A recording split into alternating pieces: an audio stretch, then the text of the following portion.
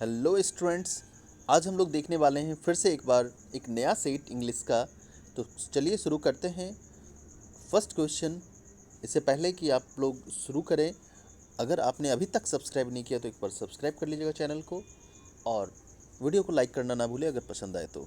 चलिए शुरू करते हैं। फर्स्ट क्वेश्चन है आर्टिफिशियल, जिसका मतलब होता है बनावटी। बनावटी का मतलब होता है असली, उल्टा होना चाहिए। ठीक है, इसका एंटोनियम्स खोजना है। इसका मतलब होना चाहिए, मतलब एंटोनियम्स होना चाहिए आर्टिफिशियल का असली। और असली का होता है जेन्यून, फेक का होता है नकली, सिंथेटिक का होता है वही बनावटी, मॉरल्स का मतलब होता है किसी दुखी अवस्था वाला। सेकेंड है the journal dash twice a month. एक बात याद रखिएगा, twice, thrice, annually, monthly, weekly, daily, ये जब दिख जाए तो समझ लेना है कि वो जो है सिंपल प्रेजेंट टेंस में लगना है उसमें। तो देख सकते हैं सिंपल प्रेजेंट टेंस कौन सा है आपके सामने। सिंपल प्रेजेंट टेंस है लास्ट वाला, और क्वेश्चन नंबर 4 जो होगा वही सिंपल प्रेजेंट टेंस है। डेट्स वाई यहाँ पे 4 नंबर हो जाएगा आंसर। अगला है हमारा when you reach the top of the hill you dash the sea. जब आप हिल के टॉप पे पहुंचते हैं तो यहाँ पे एक चीज़ देखने को मिलेगा आपको, एक चीज़ देखने को मिलेगा। यहाँ पे सिंपल प्रेजेंट टेंस का यूज़ किया गया है, जो कि बता रहा है कि अगर ये सिंपल प्रेजेंट टेंस है तो उसके साथ सिंपल फ्यूचर होना चाहिए। और सिंपल फ्यूचर आपको बस एक ही दिख रहा है, यू विल सी द सी। आपको इससे रिलेटेड रूल आप टेंस में जाके पढ़ सकते हैं। हम आपको टेंस को जो है टेंस के लिए लिंक इसमें दे देंगे, आप एक बार पढ़ लीजिएगा। टेंस पढ़ने के बाद ये सब चीज़ें आसान हो जाती है। तो सिंपल फ्यूचर टेंस के साथ सिंपल प्रेजेंट टेंस का यूज होता है मात्र। That's why you will see the sea. तो पूरा सेंटेंस आप हिंदी में बोलेंगे, when you reach the top of the hill you will see the sea. मतलब जब आप हिल के टॉप पे पहुंचेंगे तो आप समुद्र देखेंगे। अगला क्वेश्चन है हमारा द अमाउंट ऑफ मनी। देखिएगा, अमाउंट ऑफ मनी के बाद आर का यूज़ किया गया है। यहाँ पे आर लगेगा या नहीं लगेगा, यही इसमें इम्प्रूव करने के लिए बोला जा रहा है। तो उससे पहले हम बता दें आपको कि जब भी अमाउंट जो है एक नाउन है, ऑफ प्रपोजिशन है, मनी फिर से नाउन है, तो जब भी नाउन के बाद ऑफ फिर नाउन आ जाए तो पहले वाले नाउन के अनुसार से आप वर्ब डालते हैं, और यहाँ इज़ हो जाना है। तो मनी के बाद इज़ होगा, इज़ ही राइट आंसर होगा। तो चलिए 2 नंबर हमारा राइट आंसर है। चलिए अगला है हमारा as we have been neighbours I have known Mr Shashi Singh since more than 16 years. यहाँ पे जो अंडरलाइन वाले पोर्शन है उसको आपको ठीक से देखना है, फिर से उसको करेक्ट करना है। तो देख सकते हैं आप क्लियरली, ये जो अंडरलाइन वाला पोर्शन है इसमें सिंस का यूज़ किया गया है, और ये ड्यूरेशन दिखा रहा है, कोई सर्टेन टाइमिंग नहीं बता रहा है कब से शुरू हुआ है। जस्ट इसी वजह से यहाँ पे सिंस की जगह फॉर का यूज होना चाहिए था, और for more than 16 years right answer है हमारा। अगला है हमारा इन हाई स्पिरिट। मतलब इसका मतलब है कि बहुत जॉयफुल महसूस करना है। ठीक है, बहुत ज़्यादा जोश में है, मतलब बहुत ज़्यादा आप खुश हो तभी तो जोश में होते हो, तो फील जॉयफुल। ठीक है, आगे बढ़ेंगे। Next the economy will need to be careful, nurtured and stroke. देखिए यहाँ पे नर्चर्ड को कोई दूसरा सिमिलर वर्ड देना है। नर्चर्ड माने होता है आप पोषण कर रहे हैं, पोषण कर रहे हैं मतलब उसको जो है ना बड़ा कर रहे हो आप। ठीक है, तो नेगलेक्ट माने नेगलेक्ट तो करना ही नहीं है, आप पोषण कर रहे हो। तो हिंटर माने बाधा होता है, बाधा तो देना नहीं है यहाँ पे। बूस्ट करना है तो बूस्ट कर सकते हो आप, तो केयरफुली बूस्ट एंड स्टोक। तो यहाँ पे क्या हो जाएगा, तो बूस्ट हो जाएगा राइट आंसर। ये लीजिए आपका 3 नंबर हो जाएगा राइट आंसर। क्लियर है। अगला बढ़ेंगे हम लोग। नेक्स्ट अगला है cavalcade had secretly covered a kilometre. अब गौर कीजिएगा, कैवलकेड मतलब होता है एक जो रन होता है, दौड़ते हैं हम लोग मैराथन के टाइप का, बहुत दिनों सारे लोग मिल के कोई संस्था भी डराती है, देखे होंगे आप कई बार। तो कैवलकेड हैड सेक्रेटली कवर्ड मतलब धीरे धीरे जो है कैवलकेड जो था पैदल दौड़ रहे थे या फिर वॉक कर रहे थे या फिर दौड़ रहे थे, वो जो 1 किलोमीटर सेक्रेटली पूरा किया। यहाँ पे 1 किलोमीटर जो है बताने के लिए 1 किलोमीटर का यूज़ किया गया है, बल्कि आप 1 किलोमीटर यूज़ करते हैं तो थोड़ा ज़्यादा सही रहता है, ज़्यादा वही सही होता है। तो आपका ग्रामेटिकल एरर किधर है, तो 1 किलोमीटर देन वाला पोर्शन में। क्लियर। अब आगे बढ़ेंगे हम लोग।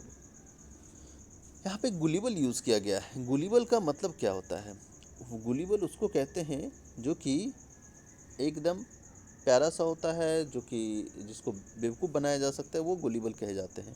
ठीक है, तो one who can easily be deceived. Clear है, आगे बढ़ेंगे नेक्स्ट। इसमें 3 नंबर हो जाएगा, जिसे आसानी से धोखा दिया जा सकता है या चीट किया जा सकता है। Allowance paid to wife on legal separation. Legal separation का मतलब समझ लीजिए, वाइफ से जब डिवोर्स ले रहे हैं तो उसको कुछ पैसे देने होते हैं, आइदर मंथली और ईयरली। इसको बोलते हैं हम लोग एलिमनी। ठीक है, अलाउंस होता है जो कि आप ट्रैवलिंग करते हैं तो उसमें जो खर्चा आता है वो जो दिया जाता है अलाउंस होता है। सैलरी मंथली मिलता है, जानते हैं। एडवांस किसी भी काम के लिए आप जो कोई रुपया शुरुआती में देते हैं उसको एडवांस कहेंगे आप। अगला है in a tight corner. Tight corner मतलब मुश्किल परिस्थिति में, in a difficult situation. Clear, या इन ए डिफ़िकल्ट सिचुएशन, है ना। इन ए टाइट कॉर्नर मतलब in a difficult situation. Clear, hiding in the house नहीं होना है, इन द प्रिजन नहीं होना है, बीइंग बैंकरप्ट नहीं होना है, ये भी। ठीक है, आगे बढ़ेंगे next. We must cut down on expenses और we will be getting into डेब्ट। हम लोग को अवश्य हम लोगों को एक्सपेंसेस को कट डाउन करना चाहिए। कट डाउन मतलब होता है कम करना, रिड्यूस इन साइज और अमाउंट। क्लियर है, तो साइज या अमाउंट में रिड्यूस करना ही हम लोग का क्या कहा जाता है, कट डाउन कहा जाता है। आगे बढ़ेंगे नेक्स्ट। प्रोफिशिएंट। प्रोफिशिएंट मतलब होता है किसी भी चीज़ में स्किल्ड होना, अच्छा होना।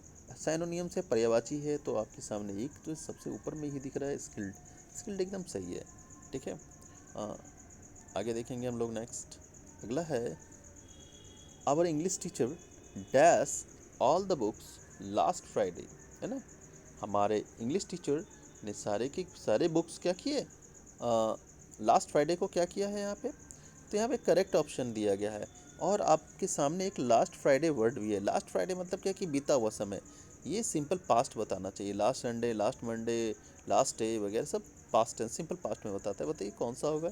हैज़ आपका प्रेजेंट बताता है, विल फ्यूचर बताता है, हैड पास्ट परफेक्ट बताता है, सिंपल पास्ट करेक्टेड है, corrected is the right answer. चलिए नेक्स्ट देखते हैं हम लोग।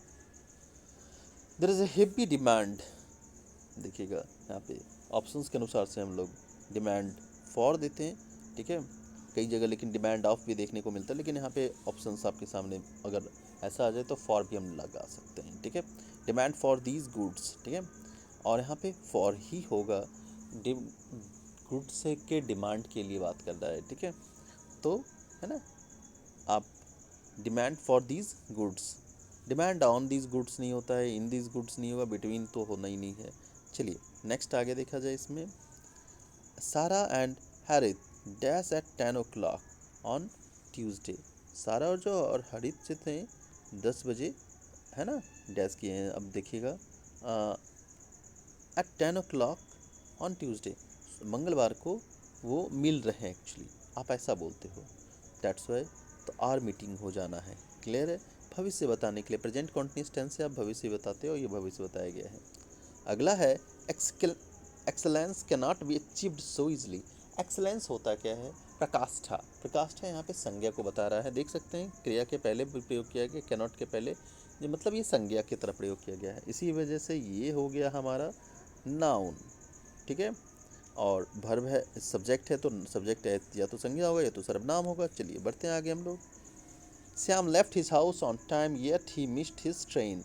श्याम जो है टाइम पे घर चला गया, और yet he missed his train, तब भी वो ट्रेन क्या कर दिया, मिस कर गया है। आप देख सकते हैं आपके पास यहाँ पे कुछ ऑप्शंस हैं, आपके पास कुछ ऑप्शंस हैं, देख सकते हैं। श्याम इसमें होगा आपका एक कंपाउंड सेंटेंस है, सिंपल सेंटेंस है, तो हम लोग को सोचना नहीं है ज़्यादा, ये कंपाउंड सेंटेंस होगा। क्लियर, चलिए हम लोग कंपाउंड सेंटेंस को ही चुनेंगे। अगला है हमारा, we had called dash technocrats at our college on annual day होना चाहिए एक्चुअली। ठीक है, याद रखिएगा यहाँ पे ऑन एनुअल डे होना है। क्लियर, ऑन एनुअल डे कर लीजिएगा आप। ठीक है, अ फ्यू होना चाहिए, अ फ्यू टेक्नोक्रेट्स, थोड़े टेक्नोक्रेट्स को हमने अपने कॉलेज में बुलाया एनुअल डे के अवसर पर। ठीक है, on annual day, a few.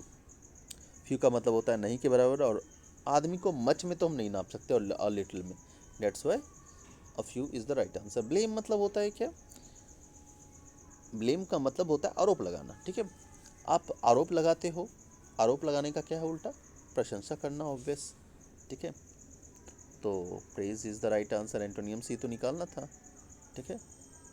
Okay, तो स्टूडेंट अभी तक आपने जो देखा है सेट, ऐसा सेट अभी लगातार दिया जाएगा, और इसी वजह से इसको लगातार आप भी देखते रहें और हम भी बनाते रहें। अगर आप इसे सब्सक्राइब करते हैं और फिर लाइक करते हैं तो हमारा भी मोराल बूस्ट होता है। डेट्स वाई इसको सब्सक्राइब कीजिएगा। अगर आप अभी तक ने सब्सक्राइब नहीं किए हैं तो इसको लाइक कीजिए, अपने दोस्तों के साथ शेयर कीजिए। Bye, see you in the next video. Thank you.